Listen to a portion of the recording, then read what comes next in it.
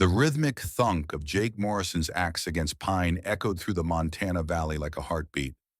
Each swing carried 20 years of muscle memory, the same controlled power that once wielded a cavalry saber.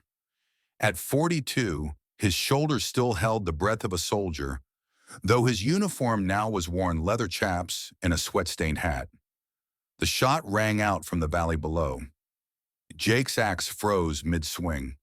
In the distance, black smoke billowed from the railroad tracks where the afternoon freight should have been making its quiet passage to Helena. But there was nothing quiet about the screams that carried on the wind. He dropped the axe and ran. Just that morning, he'd sent word to his old friend Tom McNeil, now sheriff of the neighboring county, about suspicious riders he'd spotted near the rail line.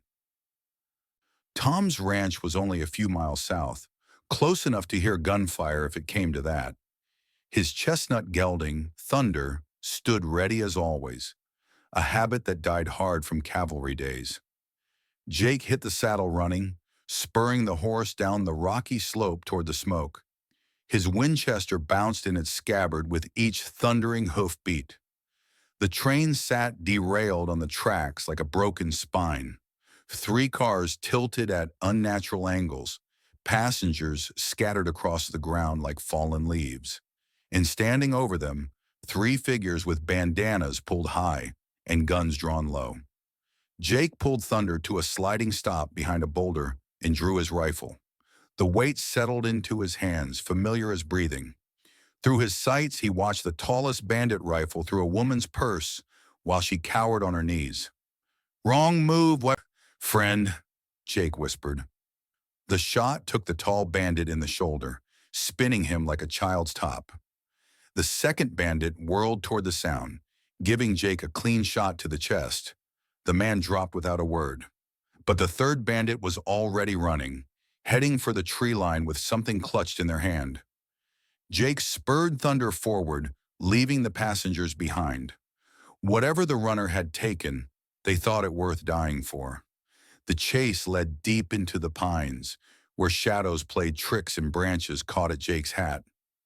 Thunder's breathing came hard in the thin mountain air. Ahead, the sound of breaking twigs and desperate breathing grew closer.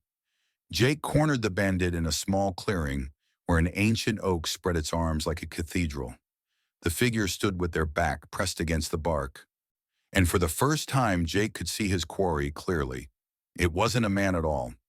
The woman stood nearly 6 feet tall, with shoulders that would shame most cowboys. Her black hair hung in warrior braids, and her dark skin marked her as Apache. But it was her eyes that stopped Jake cold. They held the same haunted look he'd seen in his own mirror every morning since Willow Creek. She held a knife to her own throat. "You will not take me back," she said in accented but clear English. "I die free or not at all." Jake lowered his rifle slowly. "Nobody's taking you anywhere, miss. Just want to know why you robbed that train."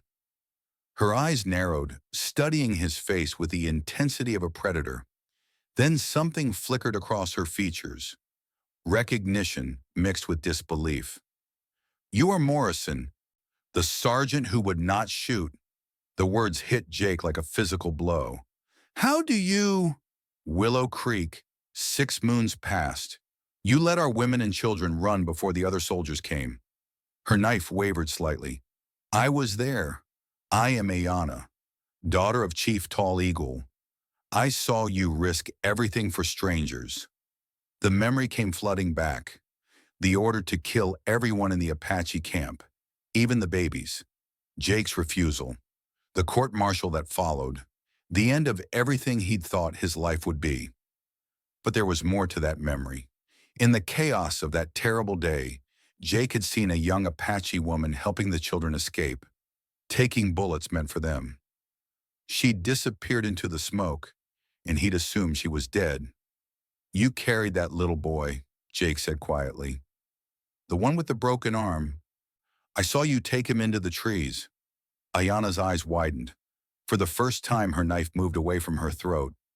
"You remember." "I remember everything about that day, especially the parts I can't forget." She lowered the knife completely. "The bandits killed my escort yesterday. took horses, supplies, everything. Without transportation, I had to rob the train for money to buy passage to Fort Apache.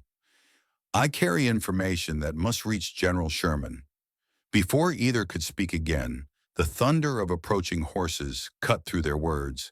At least 8 riders, moving in perfect cavalry formation. Jake recognized the disciplined sound before he saw them. "Jake Morrison!" The voice boomed through the trees with military authority. "Stand down and surrender your prisoner." Jake's blood turned to ice water. He knew that voice. Colonel Brass Hartley rode into the clearing like he owned it, his blue uniform pristine despite the hard ride. Behind him, 8 cavalry troopers sat their horses in perfect formation. Dust on their horses' flanks and foam on their bits told Jake they'd been riding hard since the train robbery, tracking from the very beginning. Well, well, if it isn't the famous Sergeant Morrison. Hartley's smile was the same one he'd worn during Jake's court-martial, cold as winter steel. "Though I suppose it's just Jake now, isn't it?" "Colonel," Jake kept his voice level. "Following train robberies now? Thought that was civilian law enforcement. When the robbery involves federal property and wanted Apache fugitives, it becomes Army business." Hartley's eyes glittered as they fixed on Ayanna. "That woman is wanted for questioning in connection with several incidents of theft and murder. Lucky thing you caught her for us." Jake's jaw tightened. "I saw the robbery myself, Colonel. She was running from something, not toward it." "Are you calling me a liar, Morrison?" The question hung in the air like smoke. Jake could feel Ayanna tense behind him, ready to fight or run. The cavalry troopers shifted in their saddles, hands drifting toward their weapons. "I'm saying maybe your information isn't complete," Jake replied carefully. Hartley laughed, a sound like breaking glass. "Always the diplomat, weren't you? Even when you refused to follow orders at Willow Creek. Even when you chose to protect savages over your own uniform. Those weren't savages. They were families. They were obstacles to progress. Just like this one." Hartley gestured toward Ayanna. "Hand her over, Morrison. Don't make this harder than it needs to be." Jake stepped sideways, putting himself between Hartley and Ayanna. "Can't do that, Colonel." "Can't or won't?" Hartley's hand moved to his saber hilt. "You seem to have forgotten who you're talking to, civilian." "I remember exactly who I'm talking to. The man who falsified reports. The man who ordered the massacre of women and children. The man who destroyed my career because I wouldn't be part of his war crimes." The words fell like stones into still water. Several of the troopers exchanged glances. One, a grizzled sergeant with worn stripes, actually shifted his horse away from Hartley. Hartley's face flushed red above his collar. "You always were too smart for your own good, Morrison. But not smart enough to keep your mouth shut when it mattered." Ayanna stepped forward, her voice cutting through the tension. "You speak of obstacles to progress while you sell guns to bandits. While you blame Apache for crimes your own greed creates." Hartley went very still. "What did you say?" "I have seen the papers, the contracts, the gold you take for Winchester rifles sold to Dalton Gang. Then you blame us when they raid, so you can collect bounty money for every Apache you kill." Jake felt pieces clicking together in his mind. "That's why you want her dead. She knows about your side business." "Shut up, Morrison. You've been selling weapons to outlaws, then blaming it on Apache raids, collecting federal bounties for every hostile you bring in. How many innocent people have you murdered for profit?" "I said shut up!" Hartley's saber rang from its sheath. The sound sent every horse dancing, every trooper's hand to their weapons. Jake's rifle came up instinctively, trained on Hartley's chest. "Stand down, all of you!" The new voice carried absolute authority. From the edge of the clearing, a lone rider approached. Jake recognized him instantly. Tom Bulldog McNeil, his former sergeant and closest friend from the cavalry days. Tom wore civilian clothes now, but he sat his horse with military precision. Tommy, Jake said, relief flooding his voice. Jake, Colonel. Tom's nod included both men equally. Got your message about the suspicious riders. Heard shooting and came running. He opened his coat to show a sheriff's star pinned to his vest. What seems to be the problem here? Hartley kept his saber drawn. This is Army business, McNeil. Move along. Actually, Colonel, this is civilian territory, which makes it sheriff's business. Tom's voice carried calm authority. Now what's the situation? Jake felt hope rising in his chest. Tom had always been solid, reliable. If anyone could... The situation, Tom continued, his voice suddenly cold, is that my old friend Jake here has interfered with a legitimate Army operation, and I'm afraid I can't allow that. The hope died like a candle in wind. Tom's pistol appeared in his hand with practiced ease, the same quick draw that had saved Jake's life a dozen times in the Indian Wars. Only now it was pointed at Jake's heart. Sorry, partner, but Colonel Hartley made me an offer I couldn't refuse. Territorial governor's a powerful position for a man with ambitions. Jake's world tilted. Tommy, what are you saying? I'm saying I learned something you never did. Honor doesn't put food on the table or a roof over your head. Power does that. Money does that. Tom's voice carried genuine regret. The colonel promised me advancement if I helped clean up this situation. All I had to do was convince you to be reasonable. And if I'm not feeling reasonable, Tom's thumb found his pistol's hammer, then I guess there might be some shooting involved in your arrest. Ayanna had gone very still beside Jake. He could feel her calculating distances, odds, escape routes. But they were surrounded now, Hartley and his troopers on one side, Tom on the other. No way out except through. You always were too trusting, Jake, Hartley said with satisfaction. Even now, you can't believe your oldest friend would choose practical advancement over sentimental loyalty. Jake looked from one face to another. Men he'd trusted with his life now ready to take it. The weight of betrayal sat like lead in his stomach. But alongside it, something else was building.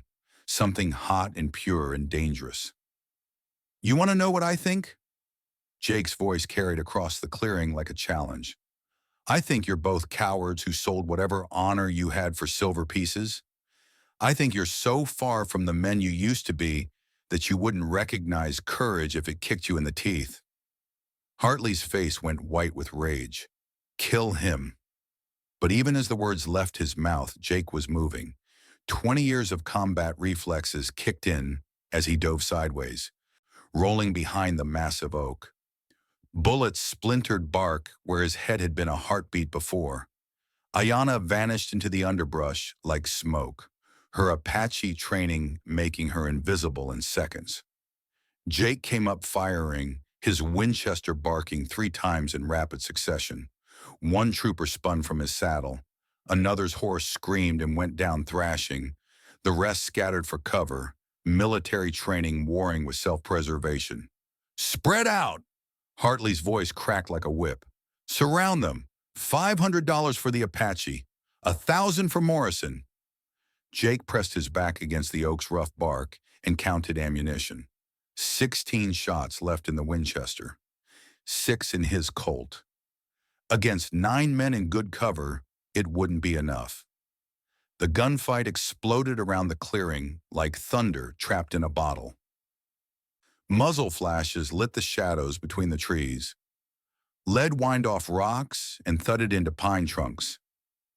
Jake moved like a ghost between positions, using every trick the Army had taught him about staying alive in hostile territory.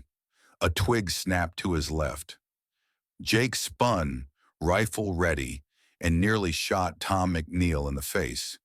But Tom's gun wasn't pointed at Jake anymore. It was aimed into the trees where Hartley's voice had come from. Changed my mind, partner, Tom said without looking at Jake. Turns out some things matter more than political advancement. His Colt roared twice. From the trees came a scream of pain and a string of curses that would have impressed a mule skinner. What made you, Jake started, heard what he said about killing you, remembered who I used to be before I got greedy for power. Tom ejected spent shells and reloaded with practiced efficiency. Besides, couldn't let you have all the fun. The battle raged around them with increasing intensity. Ayana appeared and disappeared like a mountain spirit, her rifle and tomahawk taking their toll. Her war cry split the mountain air, an ancient Apache call that spoke of blood and vengeance. But Hartley still had numbers and position.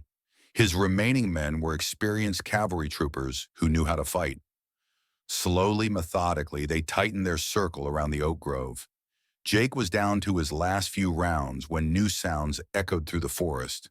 More horses moving fast from the north, the distinctive jingle of cavalry tack and the measured cadence of a military column. Through the trees, Jake caught glimpses of blue uniforms. Real cavalry, not Hartley's hand-picked conspirators. At their head rode a figure Jake recognized even at distance. General William Tecumseh Sherman himself, his red beard unmistakable even in the forest shadows. Hartley had apparently seen them too. His confident bearing cracked like a facade, revealing the desperate man beneath. He wheeled his horse toward his remaining men, voice rising with panic. "Mount up! We're leaving! Now!" But his men were already throwing down their weapons. The smart ones knew that fighting the United States Army was different from murdering civilians. They'd signed up to be corrupt, not suicidal. By the time Sherman's column reached the clearing, only Hartley remained mounted, trapped between his abandoned conspirators and the approaching justice. General Sherman dismounted with the deliberate movements of a man accustomed to command. Despite his small physical stature, he carried himself with absolute authority. "Mr. Morrison," he called across the clearing, "I believe you have someone important to see me." Ayana emerged from the forest like a ghost made flesh, her buckskin clothing barely disturbed by her passage through the underbrush. In her hand, she held a leather pouch bearing official seals.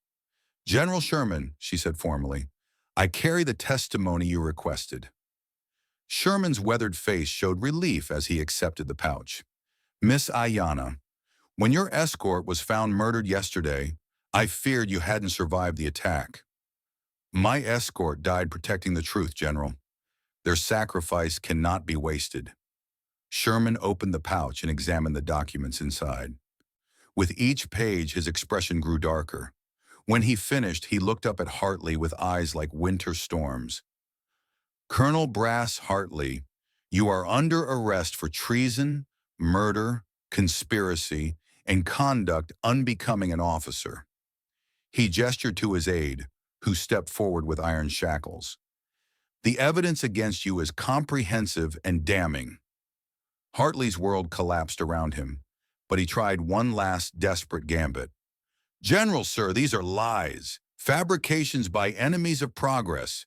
I have powerful friends in Washington who—" "Had friends," Sherman corrected coldly. "Past tense. Your friends in Washington are remarkably quick to disavow associates who become liabilities instead of assets." As the shackles clicked shut around Hartley's wrists, Sherman turned to Jake with obvious respect. "Mr. Morrison, I've read your file. Court-martialed for refusing to murder non-combatants. Career destroyed for maintaining honor." Sherman extended his hand. "The Army has made grave mistakes. This is one we can attempt to correct." Jake accepted the handshake but shook his head. "Thank you, General, but I think my military days are behind me." "Perhaps, but what about your days serving justice?" Sherman gestured toward the vast Montana territory spread around them. "This land needs men who understand the difference between law and justice, men who can't be bought or intimidated." Jake looked at Tom, who was having his wounded arm tended by one of Sherman's medics. Looked at Ayana, who stood straight and proud despite everything she'd endured. Looked at the mountains rising around them, beautiful and dangerous and full of possibilities. "I appreciate the offer, General, but I think I've got what I need right here." Sherman nodded with understanding. "A wise answer, but if you ever change your mind, You know where to find me." He gestured toward Hartley, now securely bound and thoroughly defeated. "Justice needs guardians. Men willing to stand against corruption, regardless of the personal cost." As Sherman's column prepared to leave with their prisoners, Ayanna approached Jake with something like hope in her dark eyes. "The general offers me position as scout and translator. Help ensure what happened to my people never happens to others." She paused, choosing her words carefully. "But I think perhaps there is important work to be done here also, if you would have me as partner." Tom overheard and grinned despite his bandaged arm. "Hell, Jake, the three of us could clean up this whole territory. Marshal, deputy, and scout. Has a natural ring to it." Jake was quiet for a long moment, looking around at what his peaceful valley had become. Bullet holes in ancient trees, blood on mountain stones, the acrid smell of gunpowder still hanging in the thin air. But also something else, the clean smell of justice, the feeling of having done what was right, regardless of the cost. "Well," he said finally, "I suppose the cattle can look after themselves for a while." 4 weeks later, Deputy Marshal Jake Morrison sat his horse on a ridge overlooking a settlement that barely deserved the name of town. His federal badge caught the morning sun, and his Winchester rested easy across his pommel.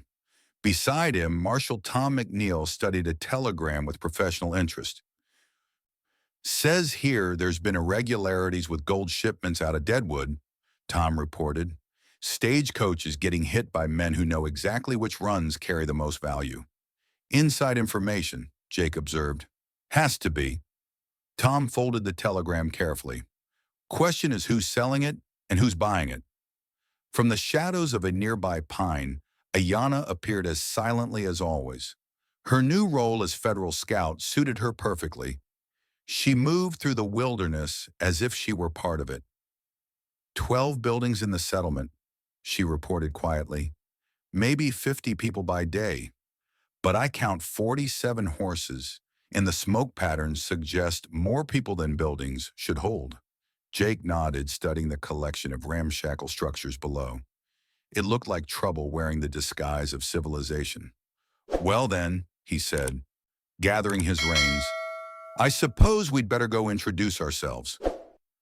As they rode down toward whatever waited in the settlement below, Jake reflected on how much his life had changed. A few months ago, he'd been trying to disappear into the anonymity of ranch work. Now he was a federal marshal, riding toward another challenge with two of the most capable partners he'd ever known. It wasn't the quiet life he'd planned, but it was a life with purpose beyond just surviving from one day to the next. A life where honor mattered more than comfort, where justice was worth fighting for, and riding beside people who understood that some things were worth defending, no matter the cost.